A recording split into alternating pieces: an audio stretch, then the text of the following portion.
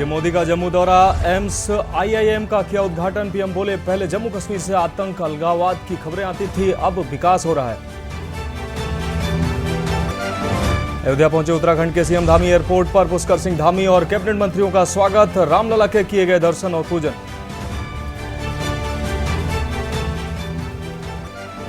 Shambhu border पर धरना दे रहे किसान बोले, केंद्र एमएसपी कानून के लिए संसद सत्र बुलाए, 5 फसलों पर एमएसपी का प्रस्ताव ठुकराया। लखनऊ में ग्राउंड ब्रेकिंग सेरेमनी का दूसरा दिन, एफडीआई कॉन्क्लेव में केंद्रीय मंत्री पीयूष गोयल समेत सीएम योगी रहे मौजूद। संबोधन में 7 सालों में यूपी की बदलती तस्वीर पर का जिक्र किया। मानहानि मामले में राहुल को सुल्तानपुर कोर्ट से जमानत। 2018 में कर्नाटक चुनाव के दौरान अमित शाह के खिलाफ दिया था बयान, केस हुआ था दर्ज। और आज लखनऊ पहुंचेगी भारत जोड़ो यात्रा, शाम 4 बजे शुरू होगी यात्रा। बदला रहेगा शहर का यातायात रूट, पुलिस टीम अलर्ट। आप देख रहे हैं के न्यूज, खबरों का सारथी। नमस्कार, देश की बात में आपका स्वागत है। मैं हूं मनोज मानस और अब खबरें विस्तार से। महिला एवं बाल विकास विभाग के पोषण अभियान के तहत जिला स्तरीय अभिसरण समिति की बैठक का आयोजन कलेक्ट्रेट परिसर में एडीएम डॉक्टर दिनेश राय सपोला की अध्यक्षता में किया गया। आपको बता दें, एडीएम ने बैठक में डिमांड नोटिस जमा करने वाले आंगनबाड़ी केंद्रों को तुरंत विद्युत कनेक्शन से जोड़ने, निर्माणाधीन आंगनबाड़ी केंद्रों का कार्य शीघ्र पूरा करने के अलावा 3 से 6 वर्ष तक बच्चों को आईसीडीएस के लाभान्वितों में जोड़ने, आधार और मोबाइल की घोषणा, ट्रैकर में 100% वेरिफिकेशन करने, प्रधानमंत्री मातृ वंदना योजना और इंदिरा गांधी मातृत्व पोषण योजना में पात्र वंचित न रहे, इसके लिए निर्देश दिए गए हैं। साथ ही एडीएम ने मरम्मत योग्य 171 आंगनबाड़ी केंद्रों के शीघ्र तैयार करने के भी निर्देश दिए हैं। 3 वर्ष से 6 वर्ष के 16,000 से अधिक बच्चे आईसीडीएस योजनाओं से लाभान्वित हो रहे हैं, जिस पर अतिरिक्त जिला कलेक्टर ने इनकी संख्या को बढ़ाने तथा प्रत्येक पात्र बच्चे को आईसीडीएस की लाभान्वितों की सूची में जोड़ने के निर्देश दिए हैं। उप निदेशक सोलंकी ने बताया कि आईसीडीएस की योजना से 11,173 गर्भवती, 11,986 धात्री सहित कुल 95,000 से अधिक लाभान्वित किया गया है।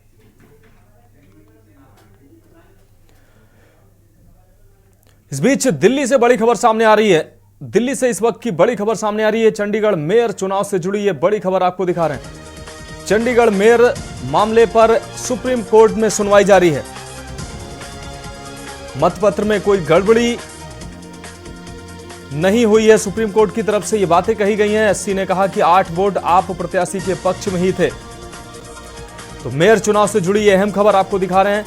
दोबारा मतों की गिनती कराई जाए, सुप्रीम कोर्ट ने यह आदेश दिया है।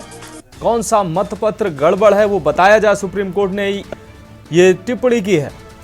चंडीगढ़ मेयर मामले में सुप्रीम कोर्ट में यह सुनवाई अभी जारी है और इस पर सुप्रीम कोर्ट की टिप्पणी भी सामने आई है। मतपत्र में कोई गड़बड़ी नहीं है, सुप्रीम कोर्ट की तरफ से यह बात कही गई है।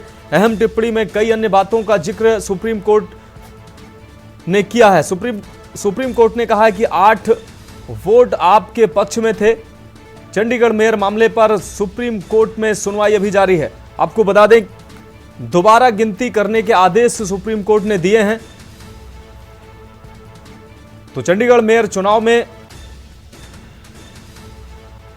मतगणना में 8 वोटों को इनवैलिड करार दिया गया था। इसके बाद भाजपा का मेयर चुना गया था।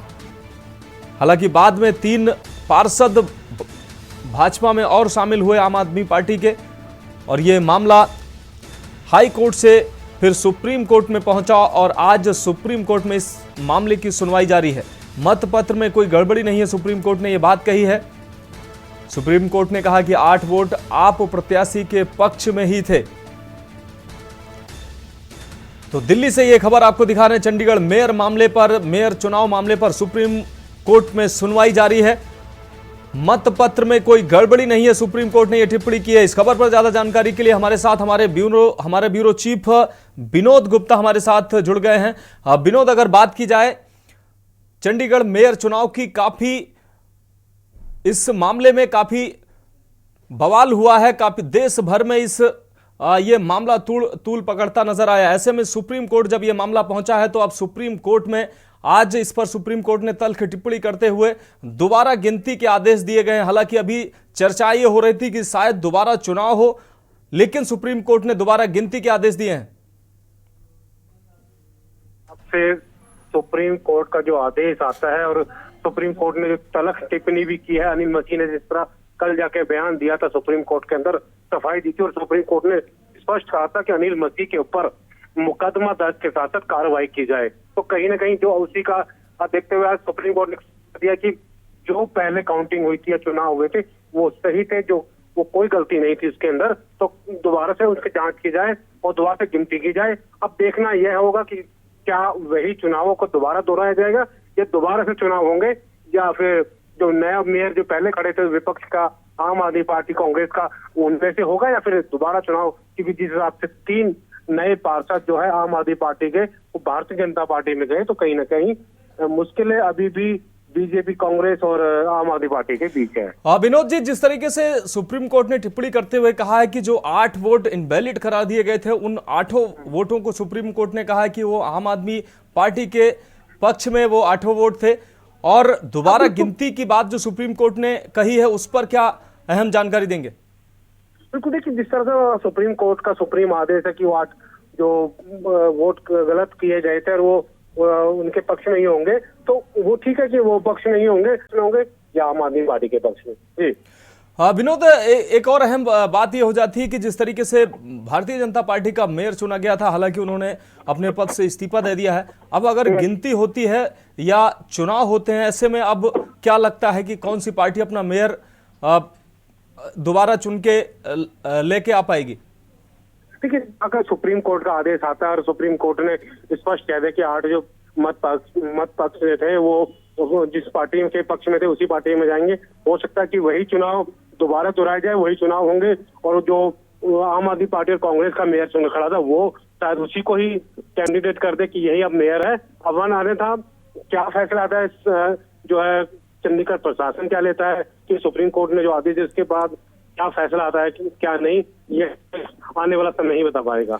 निश्चित रूप से विनोद जी, आपका बहुत शुक्रिया इस अहम जानकारी, अहम अपडेट के लिए। तो आपको बता दें, चंडीगढ़ मेयर चुनाव से जुड़ी अहम अपडेट अपने दर्शकों को दिखा रहे सुप्रीम कोर्ट ने इस मामले में अभी आज सुनवाई जारी है, और सुनवाई में सुप्रीम कोर्ट ने कई तल्ख टिप्पणियां भी की हैं, और 8 जो पार्षद प्रत्याशी थे जिनके वोट को इनवैलिड करार दिया गया था, सुप्रीम कोर्ट ने उनको आम आदमी पार्टी के पक्ष में बताया। यहां रुकेंगे एक ब्रेक के लिए, जल्द हाजिर होंगे। ब्रेक के बाद देश की बात में एक बार फिर से आपका स्वागत है। अब रुक करते हैं अगली खबर का। खबर हनुमानगढ़ से है, जहां विभिन्न फ्लैगशिप योजनाओं की प्रगति को लेकर कलेक्ट्रेट परिसर में जिला कलेक्टर कानाराम की अध्यक्षता में बैठक का आयोजन हुआ है। बैठक में जिला कलेक्टर ने जिला चिकित्सा एवं स्वास्थ्य विभाग, PHED, PWD, विद्युत विभाग, शिक्षा, खाद्य, कृषि, नगर परिषद तथा जिला परिषद की विभिन्न योजनाओं की प्रगति की जानकारी ली। इस अवसर पर उन्होंने संपर्क पोर्टल पर प्राप्त शिकायतों के शीघ्र निस्तारण के भी निर्देश दिए हैं। बैठक में जिला कलेक्टर ने आयुष्मान भारत की KYC को बढ़ाने, PSC, CHC से प्रतिदिन कचरा संग्रहण करने, बंद पड़े CSC के निर्माण कार्यों के लिए ठेकेदारों पर कार्रवाई हेतु विभाग को पत्र लिखने के निर्देश दिए हैं।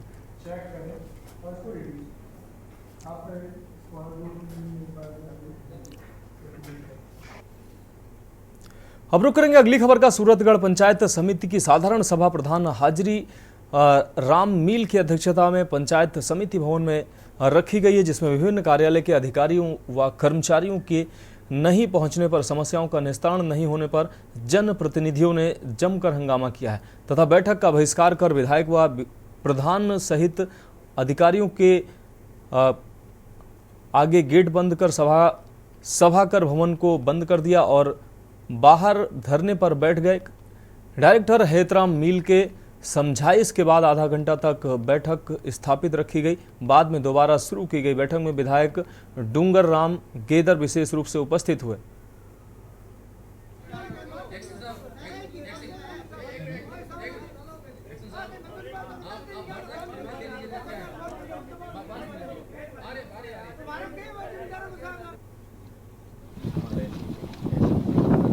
देखिए मित्रों, पंचकुला का काफ़ी एरिया अब ऐसा इलीगल एनक्रोचमेंट के अंदर आया हुआ है, जिसके अंदर ये खड़ग मंगोली का एरिया है। इसी में राजीव कॉलोनी का, इंदिरा कॉलोनी का भी एरिया इसमें आया हुआ है। वर्षों से इसकी प्लानिंग चल रही है, लेकिन उस प्लानिंग को हम अभी तक नहीं चढ़ा पाए हैं। लेकिन अब हमने उसको विचार किया कि लैंड का जो पीस है 69 एकड़ यहाँ लैंड बनाई गई है, जो अपने सबने देखी है, और इसमें किस प्रकार को उनको रिहेबिलिट किया जाए, रिसेटलमेंट सारा सिस्टम उसका बना करके, और HSVP के जिम्मे हमने लगाया है कि उसको कैसे करना है। ये जो लैंड है इस 69 एकड़ में कुछ एरिया जैसे बताया जा रहा है फॉरेस्ट का भी है, कुछ PWD का भी इसमें कई ऑफिस बने हुए हैं। उन सबसे बात करके, मीटिंग करके इसको ज़मीन को क्लियर करके और फिर इसकी योजना बनाएंगे। और जो स्टेक होल्डर्स हैं, खास करके जो एनक्रोचर्स हैं, इनके साथ भी कोई शर्तें तय करके उनको कुछ सर्टिफिकेट करना पड़ेगा। कुछ पैसा उनके द्वारा लगवाएंगे, कुछ सरकार लगाएगी। आवश्यकता पड़ने पर बैंक से भी लोन लेकर उनको दिया जाएगा। और ये लगभग कितना 7,000 है, कितने 7,500 ऐसी ये रुपीज़ हैं जो आइडेंटिफाई की गई थी उस समय, उनको सबको इसका लाभ जो है वो मिल सकेगा। अब बढ़ेंगे अगली खबर की ओर। हरियाणा के मुख्यमंत्री मनोहर लाल ने कहा कि जिला पंचकुला के गांव खड़ग मंगोली और राजीव व इंदिरा कॉलोनी में झुग्गी झोपड़ियों में रह रहे गरीब लोगों के पुनर्वास के लिए जल्द ही एक व्यापक योजना तैयार की जाएगी। इसके लिए लगभग 7500 झुग्गियों को चिन्हित किया गया है, जिन्हें इस योजना का लाभ मिलेगा। मुख्यमंत्री पंचकुला में खड़ग मंगोली में लोगों के पुनर्वास के लिए चिन्हित की गई भूमि का निरीक्षण करने के उपरांत पत्रकारों से बातचीत कर रहे थे। विधानसभा अध्यक्ष ज्ञानचंद गुप्ता भी इस दौरान उपस्थित रहे।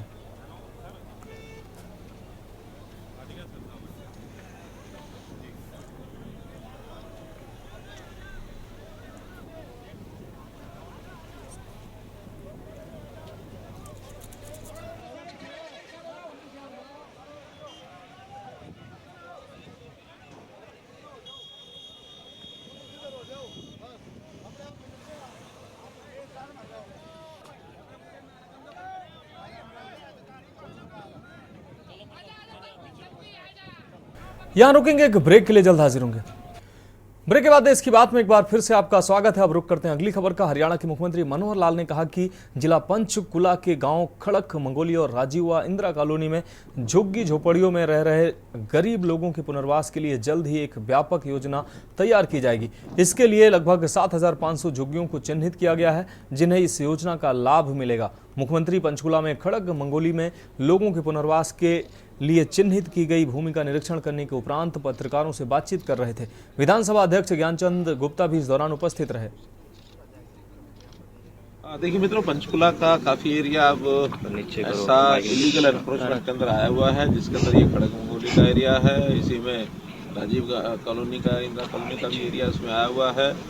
वर्षों से इसकी प्लानिंग चल रही है, लेकिन उस प्लानिंग को हम अभी तक नहीं चढ़ा पाए हैं। लेकिन अब हमने उसको विचार किया कि लैंड का जो पीस है 69 एकड़ यहाँ लैंड बनाई गई है, जो अपने सबने देखी है, और इसमें किस प्रकार को उनको रिहेबिलिट किया जाए, रिसेटलमेंट सारा सिस्टम उसका बना करके, और HSVP के जिम्मे हमने लगाया है कि उसको कैसे करना है। ये जो लैंड है इस 69 एकड़ में कुछ एरिया जैसे बताया जा रहा है फॉरेस्ट का भी है, कुछ PWD का भी इसमें कई ऑफिस बने हुए हैं। उन सबसे बात करके, मीटिंग करके इसको ज़मीन को क्लियर करके और फिर इसकी योजना बनाएंगे। और जो स्टेक होल्डर्स हैं, खास करके जो एनक्रोचर्स हैं, इनके साथ भी कोई शर्तें तय करके उनको कुछ सर्टिफिकेट करना पड़ेगा। कुछ पैसा उनके द्वारा लगवाएंगे, कुछ सरकार लगाएगी। आवश्यकता पड़ने पर बैंक से भी लोन लेकर उनको दिया जाएगा। और ये लगभग कितना 7,000 है, कितने 7,500 ऐसी ये रुपीज़ हैं जो आइडेंटिफाई की गई थी उस समय, उनको सबको इसका लाभ जो है वो मिल सकेगा। अब रुक करेंगे अगली खबर का। फरीदाबाद के मोहना गांव से होकर गुजर रहे ग्रीनफील्ड एक्सप्रेस वे पर पिछले 4 महीने से ज्यादा समय से किसान उतार चढ़ाव कट की मांग को लेकर धरने पर बैठे हैं। लेकिन आज उनके सब्र का बांध टूट गया, जिसके चलते मोहना और आसपास के गांव के किसानों ने आज KGP एक्सप्रेस वे को जाम कर दिया। बता दें कि चंद्रावली के पास से होकर गुजर रहे मोहना होते हुए यह ग्रीनफील्ड एक्सप्रेस वे जेवर एयरपोर्ट पर लगता है। किसानों की मांग है कि मोहना के पास उतार चढ़ाव के लिए कट दिया जाए, ताकि फरीदाबाद के लोगों को भी इस ग्रीनफील्ड एक्सप्रेस वे का फायदा फायदा मिल सके। जाम लगने के बाद भारी संख्या में पुलिस बल मौके पर पहुंचा और अधिकारियों के समझाने के बाद किसानों ने यह कहते हुए जाम खोल दिया कि आज सिर्फ ट्रेलर दिखाया है, यदि अगले 10 दिन में उनकी मांग पूरी नहीं हुई तो वह कड़ा कदम उठाएंगे।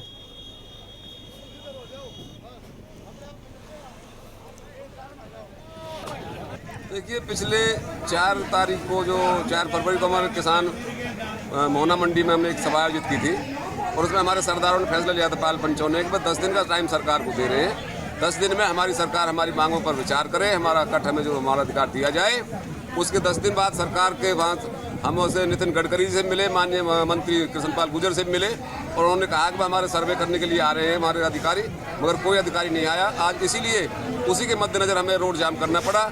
अपने अधिकारों की लड़ाई लड़ने के और से और कठोर से कठोर कदम और ले सकते हैं। लगभग कितने समय जो केएमपी को जाम किया गया आपके ये हमारा एक सांकेतिक था। आज 15 से 20 मिनट के करीब हमने इसको जाम किया है और ये दिखाया है कि आगे भी हम और कठोर फैसला ले सकते हैं। इसको पूरी तरह से अनिश्चितकाल के लिए जाम कर देंगे।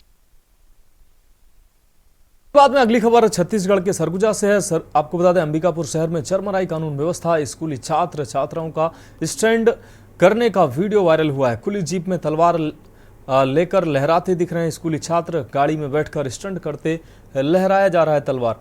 पुलिस के भय का माहौल अब बिल्कुल खत्म होता नजर आया है, तो खुलेआम तलवार लहराई गई है। अंबिकापुर शहर में चरमराई है कानून व्यवस्था।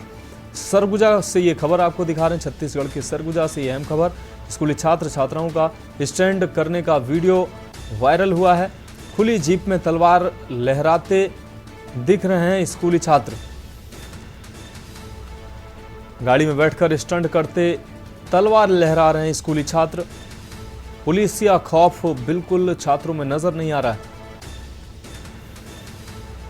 तस्वीरें साफ तौर से आप देख पा रहे हैं।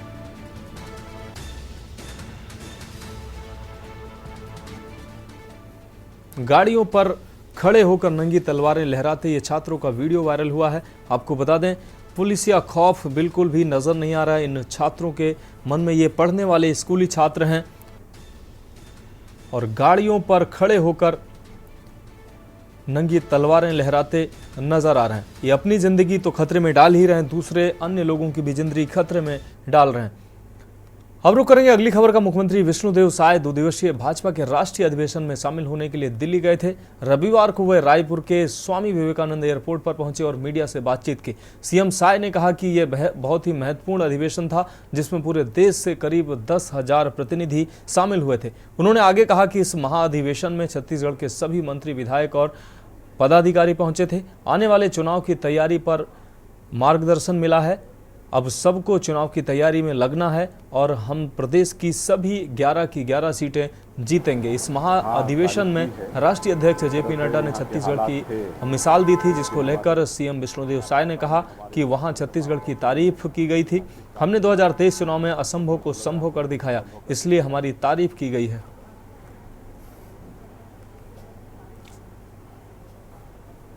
हाँ, बड़ा महत्वपूर्ण महाअधिवेशन था। 17 और 18 2 दिन का भारतीय जनता पार्टी का राष्ट्रीय स्तर का महाअधिवेशन था, जिसमें पूरे देश से करीब 10,000 प्रतिनिधि भाग लिए और 2 दिन तक ये चला है। और इस महाअधिवेशन में हमारे छत्तीसगढ़ से भी सभी मंत्रीगण, विधायकगण और हमारे पदाधिकारीगण सब गए थे। 200 के करीब या उससे ऊपर गए होंगे छत्तीसगढ़ से। और अब आने वाला लोकसभा चुनाव की तैयारी हम लोगों को करना है और 11 में से 11 सीट इस बार भारतीय जनता पार्टी को जिता के देना है। यहां रुकेंगे, एक और ब्रेक के लिए जल्द हाजिर होंगे। ब्रेक के बाद देश की बात में एक बार फिर से आपका स्वागत है। अब रुक करते हैं अगली खबर का। देश के 660 मेडिकल कॉलेज में से 25 मेडिकल कॉलेज का चयन drone technology in health care के लिए किया गया है। इन 25 कॉलेज में से छत्तीसगढ़ का अंबिकापुर मेडिकल कॉलेज भी है, जहां आपातकालीन स्थिति में दवाइयों और सैंपल को ड्रोन के माध्यम से भेजे जाने की तैयारी चल रही है।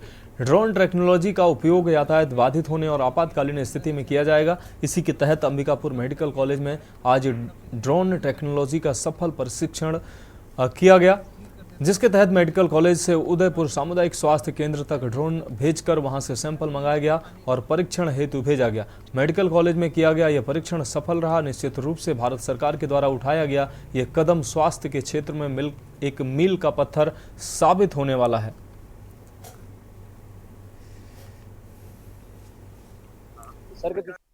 भारत सरकार एवं प्रधानमंत्री माननीय नरेंद्र मोदी जी के नेतृत्व में एवं स्वास्थ्य मंत्री मनसुख मांडविया जी के निर्देशानुसार देश के अभी वर्तमान में संचालित 660 मेडिकल कॉलेजों में 25 का चयन एक विशेष स्वास्थ्य सुविधाओं के विस्तारीकरण में ड्रोन टेक्नोलॉजी का उपयोग के रूप में किया गया है।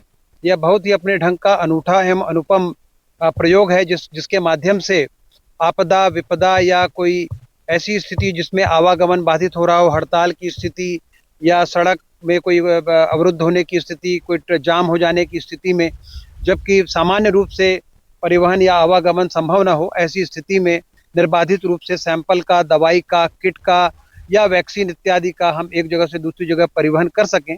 इस माध्यम से महिला सशक्तिकरण मजबूत होगी। आज आपने क्या किया और किस प्रकार का प्रशिक्षण दिया? मैं यहाँ पे जो सीख के आई थी दिल्ली से, मेरे को ट्रेनिंग मिला था 10 दिन का। वहाँ पे मेरे को एग्जाम भी हुआ था, फर्स्ट अटेम्प्ट में पास भी हुई थी। उसके बाद यहाँ पे मैं आई और जो वहाँ सीख के आई थी उसको की काम यहाँ पे। मतलब आज सिर्फ सिंपल बस डेमो हुआ, बाकी काम आगे होगा। अब रुक करेंगे अगली खबर का। कांकेर जिले के धान खरीदी केंद्र में उठाव नहीं होने से कोयली बेड़ा ब्लॉक के खरीदी प्रभारियों ने जल्द धान उठाव की मांग को लेकर कलेक्टर को ज्ञापन सौंपा है। खरीदी प्रभारियों ने बताया कि जिले के कोयली बेड़ा ब्लॉक में अब तक सिर्फ 30% धान का ही उठाव हो पाया है। जिले के परलकोट के धान खरीदी प्रभारियों ने उठाव को लेकर भेदभाव का आरोप लगाया है। आपको बता दें, खरीदी प्रभारियों का कहना है कि कांकेर जिले के अधिकांश जगहों का धान खरीदी नहीं हो पाया है, वो धान खरीदी का उठाव नहीं हो पाया है। कोयलीबेड़ा ब्लॉक को छोड़कर सभी ब्लॉकों में धान का उठाव करीब 90% उठाव हो चुका है। समय पर धान का उठाव नहीं होने के कारण गर्मी बढ़ने से धान तौल में भी कमी आ रही है और बारदाने में भी 2 से 3 किलो की कमी देखी जा रही है। तौल कम होने पर मिलर परिवहन नहीं कर रहे हैं और अधिक बारदाना देने के कारण स्टॉक में कमी आ रही है।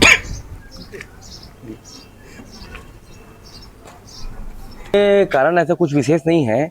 हुआ ये है कि राज्य से मतलब क्या होता है, डीओ जो है एनआईसी के माध्यम से काटा जाता है और जो मिलर आवेदन करता है उसके L1 में ही जो उसका डीओ जारी होता है, तो वहां पर मिले की संख्या कम है, इस नाम से वो ऐसी स्थिति आ रही है।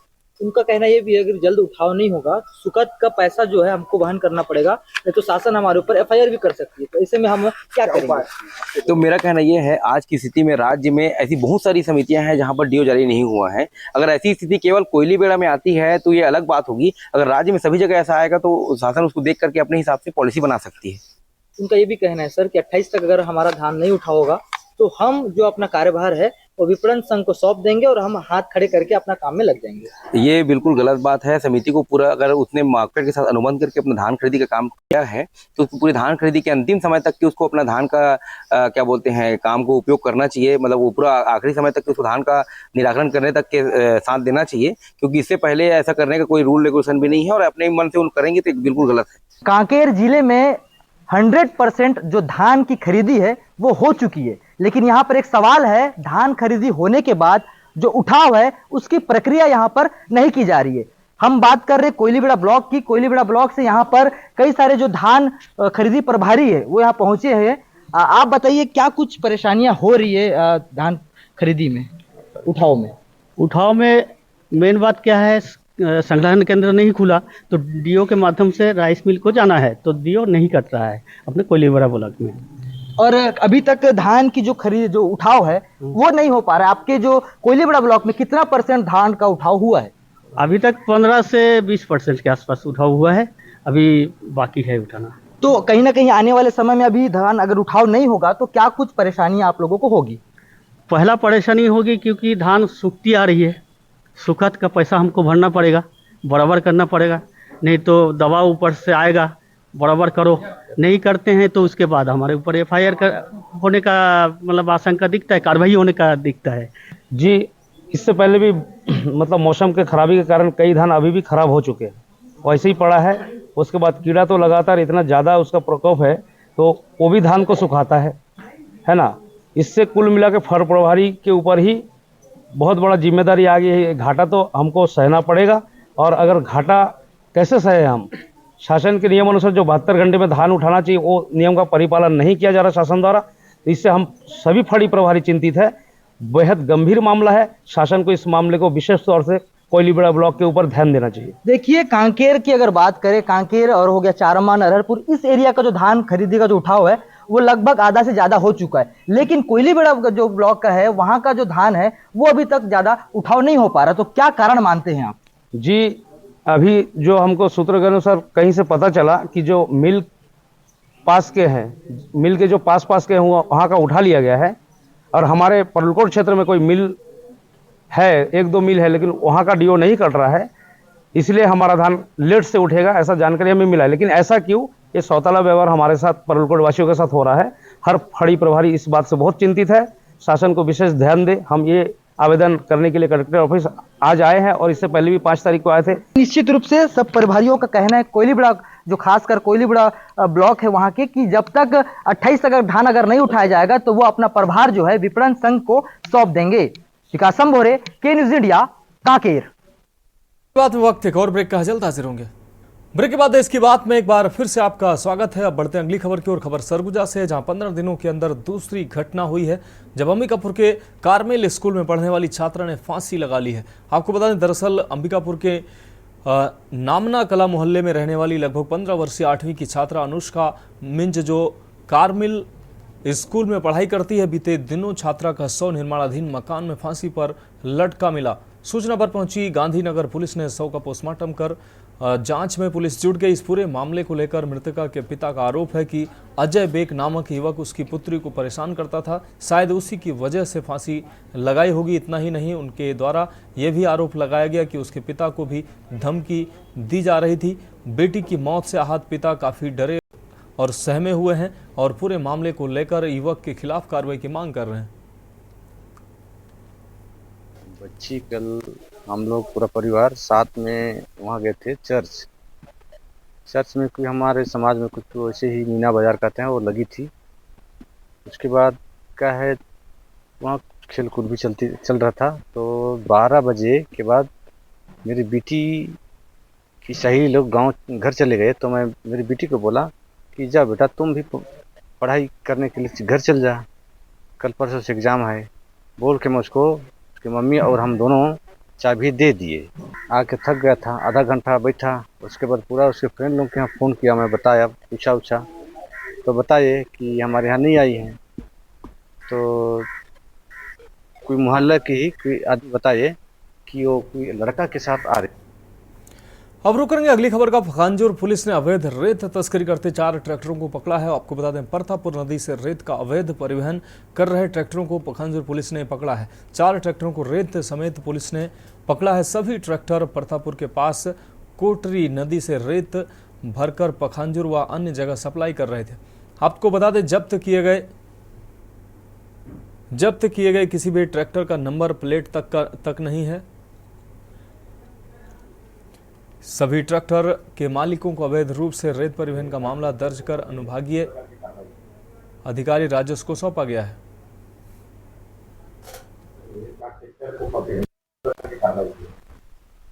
पुलिस अधीक्षक महोदय कांकेर के द्वारा लगातार जो है अवैध माइनिंग एक्टिविटीज पर रोक लगाने को निर्देश प्राप्त हुआ है, जिसके तहत लगातार जो है अवैध रेत उत्खनन और अवैध माइनिंग एक्टिविटीज पर कार्रवाई की जा रही है। इसी तारतम्य में कल थाना पखांजूर में 4 ट्रैक्टर जो अवैध रूप से रेत का परिवहन कर रहे थे बिना राइल्टी के, उनकी जब्ती कर जो है एसडीएम महोदय को सौंपा गया। आगे किस तरह का कार्रवाई होगी? आगे भी लगातार हमारी जो है कार्रवाई इस प्रकार की जारी है। जहाँ भी अगर सूचना मिलती है या हमारे द्वारा लगातार एमसीपी की कार्रवाई की जा रही है, उसमें अवैध अगर परिवहन किया जाएगा रेत का तो उचित कार्रवाई की जाएगी। अब बढ़ेंगे अगली खबर की ओर। ग्यारसपुर थाने के अंतर्गत औलिजा पेट्रोल पंप के निकट देर रात आमने सामने जबरदस्त एक्सीडेंट हो गया, जिसमें आइसर चालक की अस्पताल ले जाते समय रास्ते में मौत हो गई। ट्रैक्टर चालक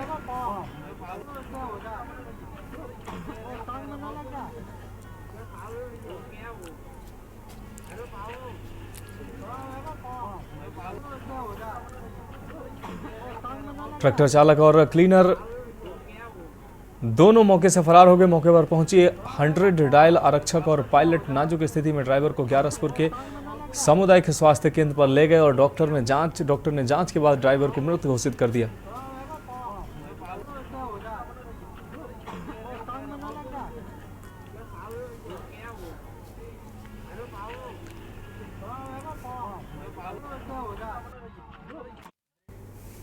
यहां रुकेंगे एक ब्रेक के लिए, जल्द हाजिर होंगे। ब्रेक के बाद देश की बात में एक बार फिर से आपका स्वागत है। अब बात करेंगे अगली खबर की। फ्रेंड्स हॉर्स क्लब के युवाओं ने नशा मुक्त समाज और पर्यावरण संरक्षण के संदेश के साथ एक अलग पहल की है। क्लब से जुड़े युवाओं द्वारा एक हॉर्स मैराथन का आयोजन किया गया है, जो नशे के लिए कुख्यात गांव जोड़ा छतरा से शुरू होकर विभिन्न गांवों से होते हुए लगभग 12 किलोमीटर की दूरी तय कर जोड़ा छतरा में समाप्त हुई है। घोड़ों पर सवार युवा गांव गांव घूमकर युवाओं को नशा छोड़ने और पर्यावरण की सुरक्षा में योगदान देने के लिए प्रेरित कर रहे थे। युवाओं द्वारा शुरू की गई इस अनूठे अभियान में एसएसपी गुरदासपुर दायमा हरीश कुमार भी शामिल हुए।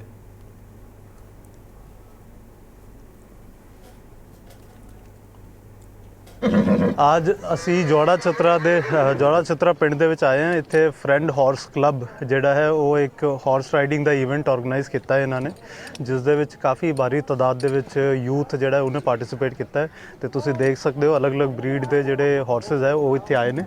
ਅਸੀਂ ਵੀ ਇਹਦੇ ਵਿੱਚ ਪਾਰਟਿਸਿਪੇਟ ਕਰਾਂਗੇ। ਸਾਰੇ ਵੇਖਣ ਵਾਲਿਆਂ ਨੂੰ ਸਤਿ ਸ੍ਰੀ ਅਕਾਲ। ਇਹ ਸਰ ਅਸੀਂ ਨਸ਼ਿਆਂ ਤੋਂ ਜਾਗਰੂਕ ਕਰਨ ਲਈ ਕਰ ਰਹੇ ਹਾਂ ਜੀ। ਜੋ ਅੱਜ ਕੱਲ੍ਹ ਨਸ਼ੇ ਦਿਨ ਬੋ ਦਿਨ ਵੱਧ ਰਹੇ ਆ, ਇਹ ਸਾਡੇ ਆਪਣੇ ਗੁਰਦਾਸਪੁਰ ਡਿਸਟ੍ਰਿਕਟ ਦੇ ਐਸਐਸਪੀ ਦਿਆਮਾ ਹਰੀਸ਼ ਦੇ ਦਿਸ਼ਾ ਨਿਰਦੇਸ਼ਾਂ ਅਨੁਸਾਰ ਇੱਕ ਰਾਈਡ ਕੱਢ ਰਹੇ ਹਾਂ ਜੀ ਆਪਾਂ, ਹੌਰਸ ਰਾਈਡ।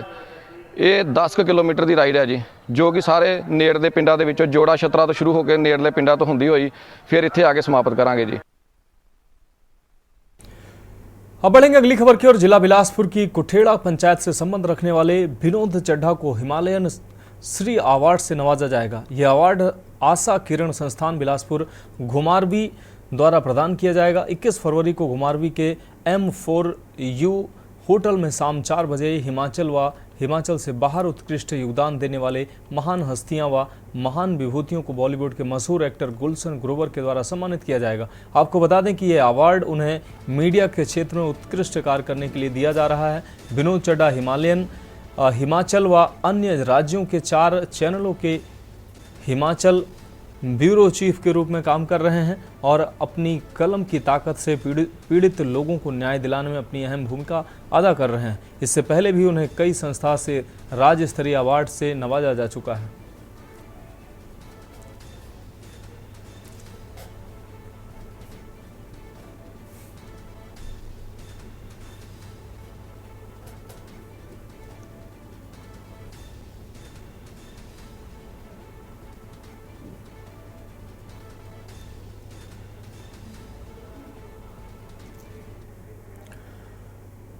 तो देश की बात में वक्त एक और ब्रेक का है, जल्द हाजिर होंगे और सीधा आपको लिए चलते हैं उत्तर प्रदेश की राजधानी लखनऊ में, जहां ग्राउंड ब्रेकिंग सेरेमनी में सीएम योगी आदित्यनाथ क्या कुछ कह रहे हैं, सुनाते हैं आपको।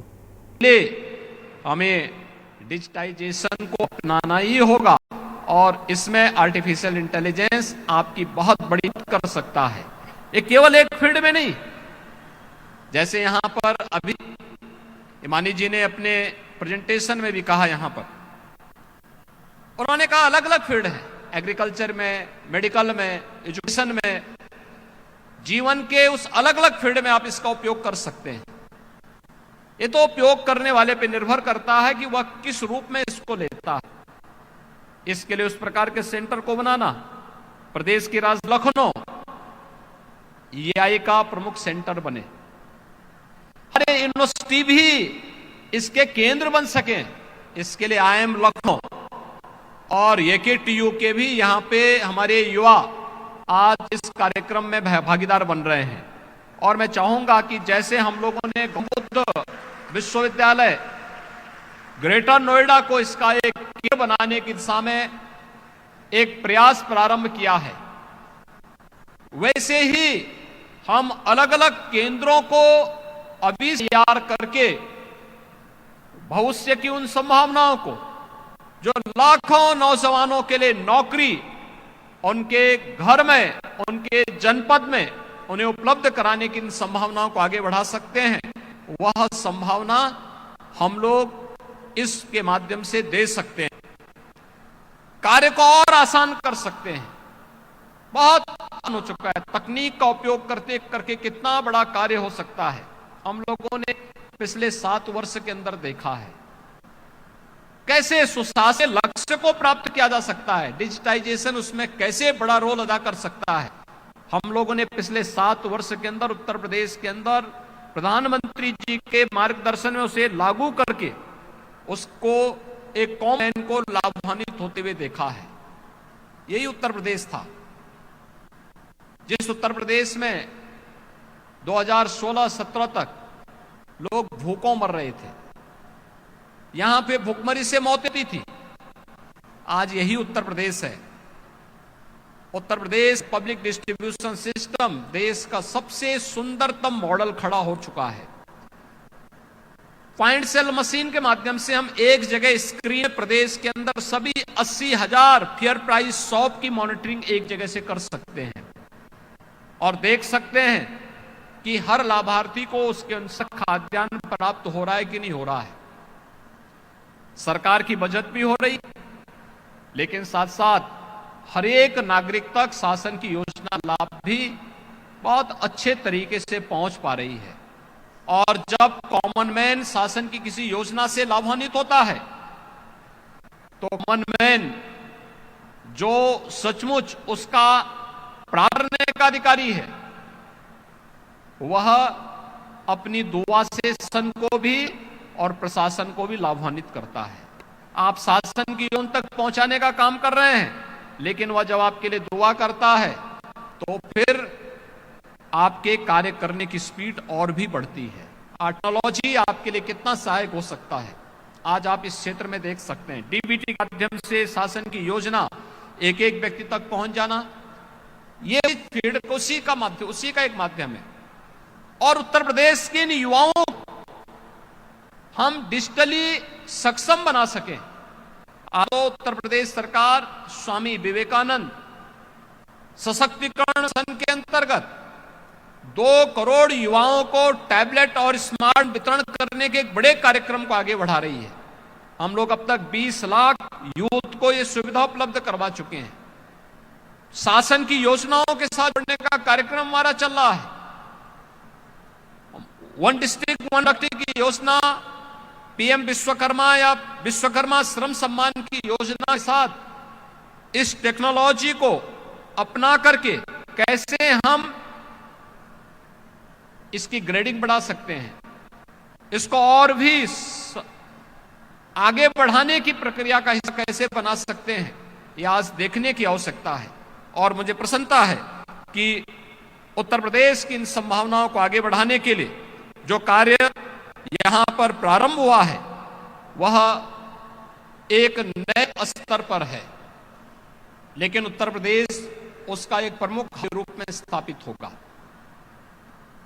आपने देखा होगा पिछले साल के अंदर उत्तर प्रदेश के अंदर, जिस उत्तर प्रदेश में पहले निवेश कोई नहीं करता, आज मोबाइल मैन्युफैक्चरिंग का सबसे बड़े देश के केंद्र के रूप में उत्तर प्रदेश उभरा है। यहां पर इस फील्ड में उसके कंपोनेंट बनाने के लिए तेजी के साथ यूपी के अंदर इस प्रकार का निवेश आया है। हर एक फील्ड में उत्तर प्रदेश ने जो नए लक्ष्य तय किए, इन लक्ष्यों को प्राप्त करने की दिशा में हम आगे बढ़ेंगे। इस फील्ड में जो आज हमारे साथ 3 एमओयू यहां पे संपन्न हुए हैं, इनके अलावा और भी जो हमारे पास इस फील्ड के भी हुए हैं, मैं उन सब से आग्रह करूंगा वे उत्तर प्रदेश के इस पोटेंशियल को समझे। उत्तर प्रदेश में आज इस बात को कहता हूं, जो उत्तर प्रदेश में आज निवेश नहीं करेगा कल वो पछताएगा कि देखिए साहब हमने नहीं किया, हम पीछे रह गए। जैसे समय के अनुरूप अगर हम नहीं चल पाएंगे तो हम पछताते हैं कि हमने समय पे निर्णय लिया होता तो हमारा जय भी वहां होता।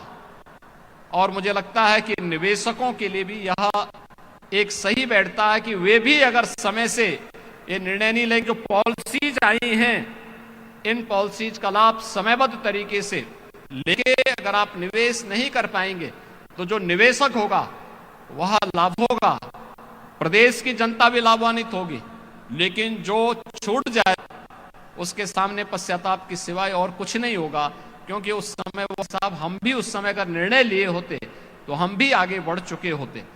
और मैं आज इस अवसर पर उत्तर प्रदेश सरकार की ओर से आपको इस बात आश्वस्त कर सकता हूं कि उत्तर प्रदेश में होने वाला एक केस पूरी तरह सुरक्षित भी होगा और सरकार के द्वारा पूरी तरीके से हर प्रकार की अपनी प्रतिबद्धताओं को समयबद्ध तरीके से आगे बढ़ाने के लिए भी मैं आपको आश्वस्त कर सकता हूं। मुझे प्रसन्नता है कि आज यहां पर 3 MOU यहां पे सरकार के साथ हुए हैं।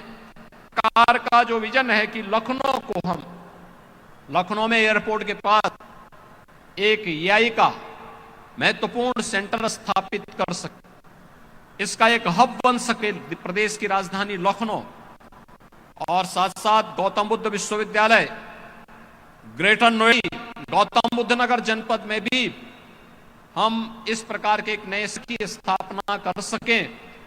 इस दिशा में आप सबके सहयोग की अपेक्षा करते हैं और मैं विश्वास के साथ आपको आश्वस्त करता हूं कि उत्तर प्रदेश में रुचि दिखाने के लिए मैं आप सबका हृदय से अभिनंदन करता हूं।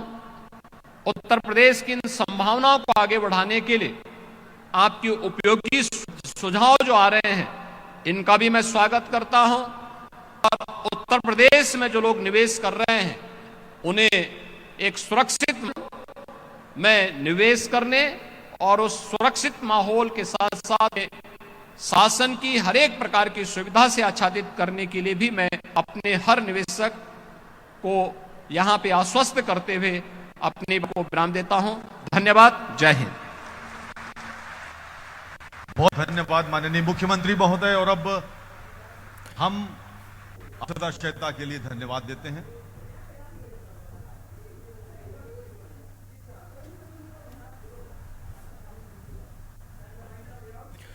तो लखनऊ के इंदिरा गांधी प्रतिष्ठान में निवेश के महाकुंभ 3 दिवसीय निवेश के महाकुंभ में ग्राउंड ब्रेकिंग सेरेमनी में मुख्यमंत्री योगी आदित्यनाथ को आप सुन रहे थे। आज ग्राउंड ब्रेकिंग सेरेमनी का दूसरा दिन है।